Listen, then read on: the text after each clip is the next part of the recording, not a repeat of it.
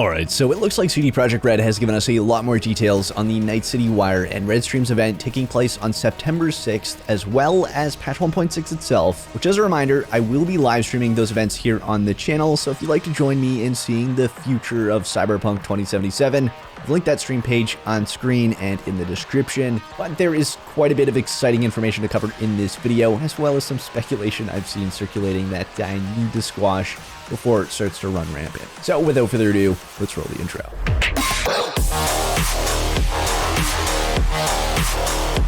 Alright, so something I completely missed yesterday, as Instagram is always the last place I check, was some very solid details from CD Projekt Red on what we will be seeing during REDstreams number 3, which is set to take place right after the Night City Wire events on September 6th. And here is what they had to say. We will be chatting with Miles Tost and Patrick Mills about all the new stuff that is about to come to Cyberpunk 2077 with the next update, including new Edgerunners inspired content and missions, new weapons, and new features. Of course, that means the most noteworthy thing here is the confirmation of not only Edgerunners inspired content, which we kind of already knew from David's jacket in the teaser released yesterday, but the inclusion of missions that are also inspired by the anime series. I do have to say it will be very interesting to see how this plays out, whether it's a mini questline, gigs, or something in between. Maybe a combination. Either way, I'm all for it. The anime looks pretty cool, and this will hopefully be a way to acquire some more unique gear, as we saw with the new jacket. To top it all off, they also confirmed that there will indeed be new weapons, which we went into great detail on in yesterday's video, with the many new weapons that were actually added in the game files with patch 1.5, and are even usable on PC via console commands. And while they're certainly unfinished with some missing animations and others missing sound effects, there's already a good variety of weapons there. Now, whether they'll actually all be included in the next update isn't confirmed, but we do know that at least some of them are coming. I also wouldn't find it too surprising if there is even more beyond what is accessible in-game already, so it will be interesting to see if there are any new weapons that we haven't seen at all yet. And of course, if there's any more stuff leaked in the game files once patch 1.6 comes out, I'll be sure to make a video on it. And as for the features, the only thing we really know for sure is coming is the Transmog system, which is another thing accessible on PC via console commands. Everything else right now is more speculation than anything, but are things that are very likely. Stuff like New Game Plus is pretty much a no-brainer, and we know that they'll be showing off multiple new features at the event, so there are a number of possibilities for what we could actually be seeing from CD Projekt Red. The developers sound pretty excited about this event, so I am as well. Of course, the community has a long laundry list of features they'd like to see added to the game, some of them being a lot more likely than others, some of them being completely unrealistic, stuff like multiplayer, for example. I think smaller stuff like the NCPD being overhauled is another thing that will come. It has been mentioned by the developers and was always a huge criticism for the game. I also wouldn't find it too surprising if we saw some repeatable content to complement the inclusion of New Game Plus, as once you've cleared the map, there's nothing to do. There's no enemies or anything that respawn. There's just like small crowds of like 3 enemies at once that you can kill, and that's about it. So something covering that weak point of the game would be cool to see. You could also see stuff like random events that aren't so heavily scripted, as we saw with the 2 heavily scripted NCPD events added with patch 1.5 that quite a few people ran into. And speaking of New Game Plus, that actually brings us into the speculation people have been sharing online thanks to the little teaser video that CDPR put out yesterday. So we're going to go through the most believable to the most BS speculation on stuff in this trailer, teaser, whatever you want to call it. The first of which being the prologue cutscene of V looking into the mirror, where they very clearly have gorilla arms, something that isn't accessible to the player during the prologue sequence, so this seems to indicate that New Game Plus is coming with patch 1.6. Of course, I do want to note that there's unfortunately another very plausible explanation for this one that we need to keep in mind, that being that developers, as we've even seen for Cyberpunk in the past, use developer commands, console commands to acquire gear that might otherwise be inaccessible for gameplay purposes. So while I think the most realistic scenario is CDPR is teasing New Game Plus here, as this is handpicked gameplay for the trailer and would be a perfect way to subtly tease the new feature, I do want to keep expectations in check. So while I think New Game Plus is coming with patch 1.6, it's a feature I really want as well, and that this is indeed a teaser of it, just don't take it as a 100% confirmation. That should be applied to pretty much everything that isn't outright stated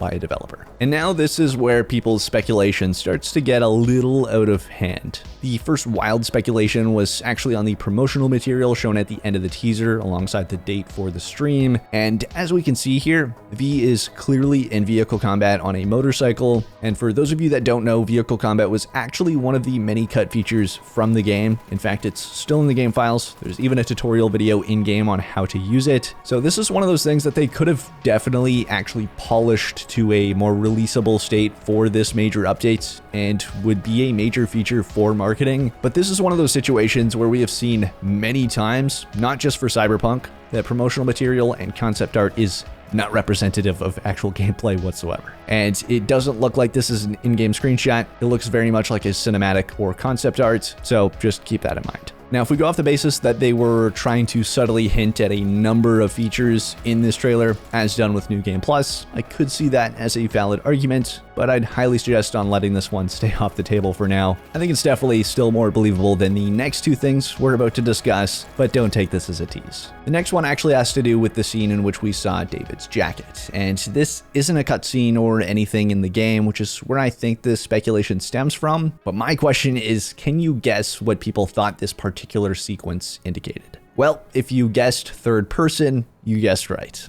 as there has been more people than I could have ever expected suggesting this is a hint to third person coming to the game, both for gameplay and cutscenes. And to be honest, I don't know how people came to this conclusion, as I think this is very clearly the only real way to showcase the new jacket. And thankfully, this has also been outright squashed by an in-game photographer at CD Projekt Red that worked on this particular scene alongside the cinematic team. So no, unfortunately, this wasn't some sort of super vague hint that third person was coming to the game. As I addressed in yesterday's video, I think the amount of work to get a polished third person experience out the door is beyond the scope of a post-launch update. A lot of people seem to reference Grand Theft Auto 5 adding first person post-launch, which isn't really a comparable situation, as adding first person to a third person game isn't quite the same as adding third person to a first person game, and Grand Theft Auto 5 is also the most financially successful entertainment product of all time. They could literally add everything to that game and still profit. Not to mention that the first person in GTA 5 is a horrible, inferior experience in my opinion, and I'm someone who prefers first person.